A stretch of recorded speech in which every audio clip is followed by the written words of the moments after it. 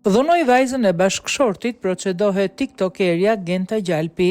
Personazhi i njohur në rrjetet sociale Genta Gjalpi ndodhet në qendër të një ngjarje shqetësuese që ka nxitur reagime të shumta.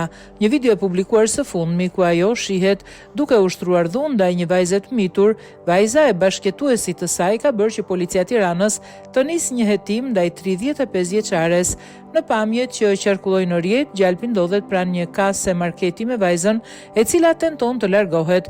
Ajo shihet duke e tërhequr vajzën me forcë, ndërkohë që rrëzohet vetë në përpjekje për ta ndalur. Më pas e ndjek dhe shtyn jashtë ambienteve të dyqanit, duke kapur nga bluza, një moment që ka tronditur ndjekësit.